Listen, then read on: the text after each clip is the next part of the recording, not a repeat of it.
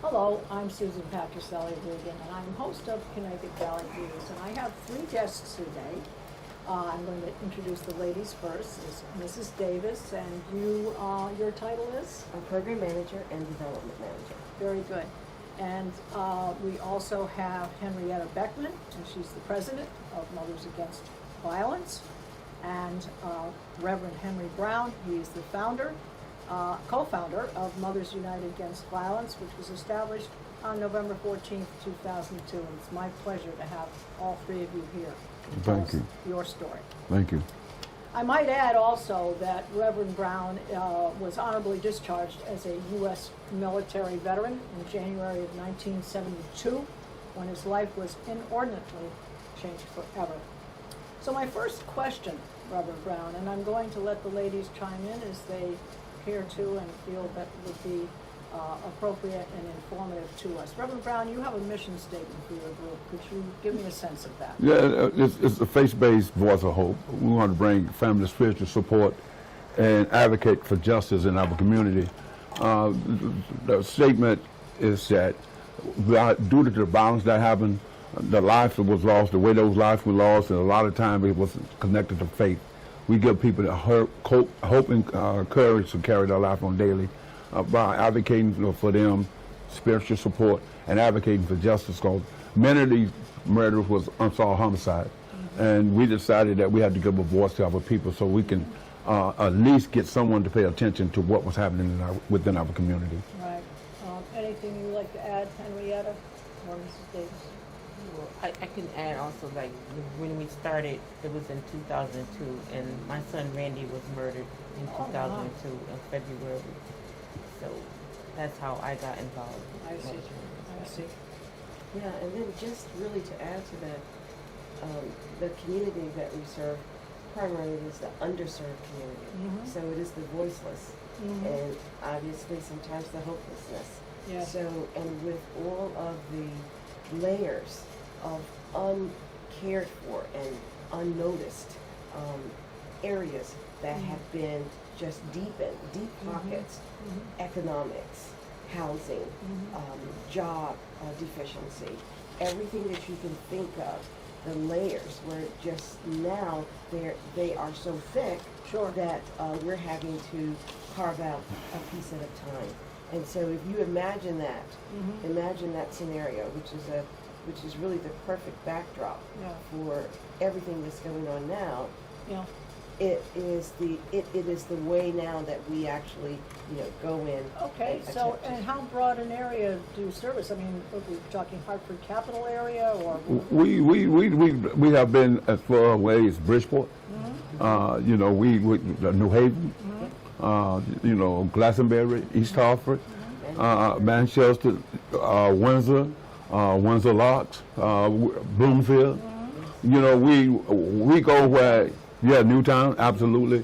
So you go there? You Yes, actually We go there. We go there as Mothers United Against Violence, and we don't really to broaden our horizon because we feel like it's other mothers, other people in the other communities that suffer the same fate that we are suffering. Of course, so there's a learning curve to this.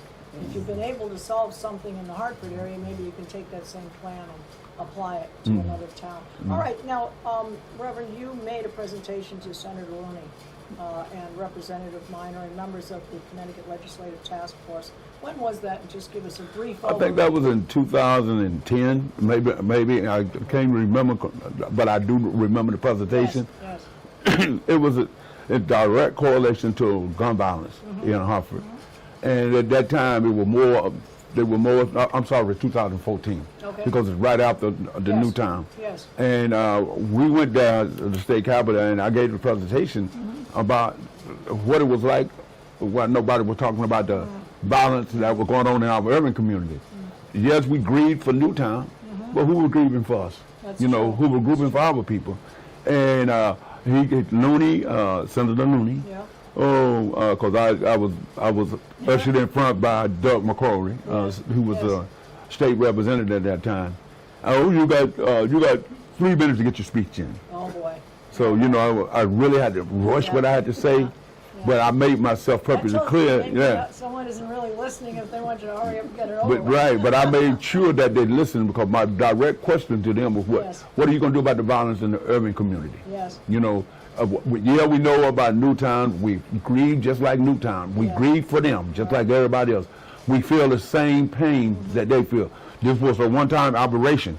We have it happening in our community every day. You know, we have our mothers standing on corners crying over their babies. We have mothers and families that can't bury their kids, you know, but you want to donate millions of dollars into Newtown, but our communities are often overlooked. And those were some of the things that I said to Senator Looney and the rest of the Did people you that change were. anything with them? Did they respond? Did they do anything? Did they You know, no, it's just support? things, no, because Money? Well, I mean, obviously, there's been some attention, given to some of the urban areas. And then, of course, in the state of Connecticut, most of the urban areas are sort of pocketed in Yeah, the New sure. Haven, the Hartford, and Bridgeport, sometimes Stamford, in different areas across the state. So, and we know that we're not the only urban area in the state, but we do know that we have been bringing more attention to the issues and really the deficiencies and the inequities to our area. So we wanted to make certain that even from that sort of fast forward, Yes. we've been working tirelessly. We've been advocates Yes. for gun violence prevention Sure. at the state capitol. Well, you know about it. You Yeah. were shot. That's what changed your life. Just give us a brief. well, look, things changed for me in 1972. I mean, look, I had aspirations, I had things, I had dreams. You know, I was an incredible athlete. I don't like to talk about this, but you know, all through my life, it changed my life. It made me something that I wasn't, who I didn't want to be. I became like a monster. Changed you emotionally. too, Yeah, it doesn't changed everything. I Yeah. didn't have a feeling for love. I hated. I didn't want friends. I didn't want anything. I just wanted to be left alone, you know. And I went through this for 30-some years. That's desperate. Yeah, so I look forward to 2001 on July the 4th to Carrie Gaston, a 7-year-old girl, got shot, and she was shot in the face. And they had her face posted in the newspaper, Hartford Current, and I seen that picture, and my life changed from that day on. I decided that if anything has to be done to prevent anything from happening to a child like that, You had to start. we had to start you doing had to something. do something, and then obviously you all came together. Now you have an annual march. I guess it's happened for the past 3 years or so. And, No, and no, I no. know you shared with me before we even started this discussion that since 2002 you've had over 400 homicides. Absolutely. That were committed by both legal and illegal guns. Am I correct in stating that? But the majority of them was committed by illegal guns. People that don't have the right to own a gun. If you don't have a license, then you don't have a right to own a gun. So we look at those number of homicides, and many of those homicides was really unsolved. Yes. That's why we advocate for justice. That's why The police are good. the good advocates, now. they're good. Yeah. But here's the thing. That's why those marches and rallies was sponsored, because we could get more awareness to our plight, to what Yes. we was going on in Yes. our community. Yeah. And we used to walk up to the state capitol. We did that for the first 7-8 years. Were they listening? Were they listening to Well, they always seem like they want to go on vacation, but that's Yeah, another yeah, story. yeah. Especially when it was election time. Especially with election time. Yeah. Yeah, but my mother's flying in. I can't make it today. Yeah. But there was all of the process to generate the awareness. Yes. And I can say over the years that we have generated Good. that awareness. Good. You know, So you made progress in that direction. we made Now progress. you need to solve the how do we stop the violence. But Yeah, I just kind of want to chip this in because they did say, folks, that the police have been very good. Absolutely. They're very responsive. One thing they'd like to see improved is they'd like to see diversity, more of the African Americans to be part of it, Hispanic people, so that you can reach, because you need to talk to the people and you need to build trust so that they will tell you and give you information so you Absolutely. can prevent further violence. Yes. Absolutely. Yeah. And part of that is community policing. Yes. It is as old as we are. I love to say that. We're not because- talking about age here today. No, Speak for yourself. But community policing Yes. is in part both retraining, a continuation of training, updated training, And as you can see across the country, there's been so many just unnecessary Yes. altercations between police officers and individuals of color. I can say that. It happens across the board, we know. But it seems that it happens more often with our communities. Yes. And so one of the things that we sort of, kind of want to definitely see in this area, especially as we go through this George Floyd moment, this is all historical. We want to make sure that there's some attention brought to how can we improve community policing, what kinds of training, additional enhancement that they need in order to be able to interface with the community that they serve. Yeah, and I see the George Floyd thing was Yeah. horrific, but what I'm hearing is that you are losing, or your voice needs to come out because you're losing so many young people. Now Yes. that gentleman, unfortunately, he had some background with the police problems and so on, but these young children are 7 and 12 and whatever age they are, they haven't started life yet. And that's why Mothers United Against Violence Yes, was brought forth, because we're talking about mothers. yes. Right. Mother nurtures, mother raised, so mother voice can be heard. People will listen to a mother voice when they don't listen to any other voice. I just wanted to say one thing, Susan, if I could. Susan. Yes. Okay. It doesn't matter if they've had a background, because everyone across the board can have a background. But it's the way a person treats a person with proper police training, Right, proper understanding the code of ethics, understanding standard operating procedures on how to handle individuals. That's the key. Yeah. No one wants to lose a child. Sure. I don't care how old Of they course. are, where they are in life, because everyone makes mistakes. Well, we're going to have an opportunity now. We're going to take a break here, and we are going to move to the sites of these violences. And I must say, it's not only guns, but knives and all kinds of violence. So we are going to actually see this, and we're going to walk with Reverend Brown.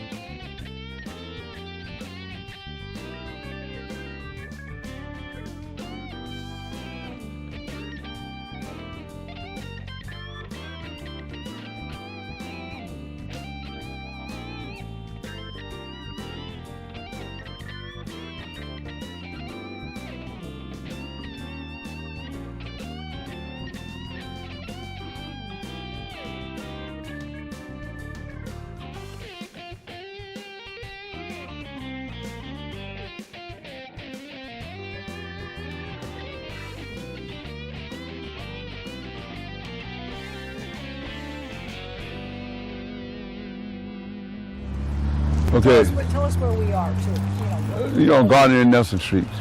In this area here have been homicide after homicide, down the street, homicide, down this street, all the way down Gardner Street. 3-year-old baby was murdered here. When died- did this happen, Reverend? This year. We passed 4 corners when we turned off Western Street, a hotbed for violence. So in this whole entire area, there have been exposed to gun violence. And then many a time it's people with guns that commit these homicides You in this said area. mostly illegal. Mostly illegal, yes. Guns that they shouldn't have, but by some way or another, the guns fall into the wrong Okay, hands. so is this gangs or is this drugs related? There's a combination of things. They want to say drugs, they want to say gangs. It's a combination. It's a lot have to do with poverty. It's a lot have to do with people not having jobs. It's a lot has to do with people have to put food on the table for the family. The mental illness, that's a lot of mental health Yes. issues. So that's out here that need to be addressed. So that's what we're trying to do. Now, all right, so you said that the police were good about solving a lot of these crimes. Yes. All right, so do they get the people They just solved this and one. they go to jail and, Yeah, they just solved this one by the 3-year-old baby right away. Wow. Like I said before, they solved these crimes. okay, but when you say a 3-year-old baby, so the mother was here shopping or something? I mean, what, They just stopped here for ice cream for the baby. And somebody drove out with a gun and shot into the car and killed the baby. Yeah, things of that nature. So- But there's so much other stuff that contribute to this stuff. yes. Henrietta, your thoughts on this 3-year-old baby mother? You know, you must be passionate about helping these people. We've got to stop this violence. We've got. What do you think your solution is to this? What do we need? We've got the police. They seem to be cooperative. We need more diversity. What else do we need from the administration in Connecticut? What do we need to do? Well, one thing is we need more people being concerned about what's going on and doing something about it. Coming down here and see what's going on for themselves. Talk to the people. Get to know what it is that they need. You know, like Reverend Brown said, there's housing issues, there's Yes. mental illness, there's drugs, there's joblessness. There's a lot of things Yeah. that go into the fact of why these things continue, but we need them to help us. So after this incident happens, 3-year-old baby's killed. Does the mother give information? Is she able to supply the information? Who does the investigation? We allow people in the streets to talk. It's the thing about, you know, what you see, if you see something, say something. If you know something, tell what you know. You know, so I think that the people step forward and work with the police department, and these things happen real quick when they do. Sure. All right, so you have another site you want to show Yeah, let's us go. too. All right. Let's go.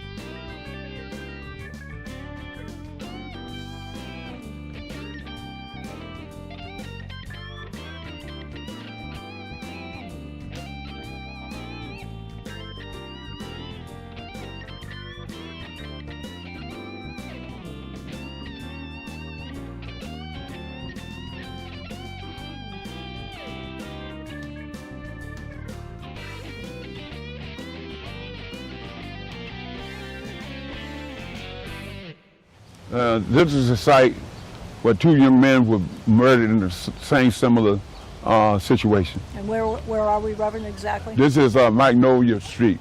This is Magnolia Street.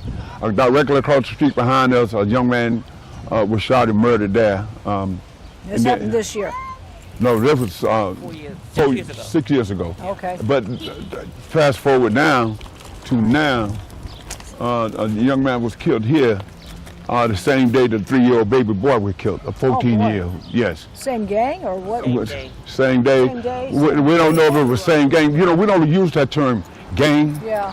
We just say community groups. Okay. You know, because it's groups of people that committing these crimes.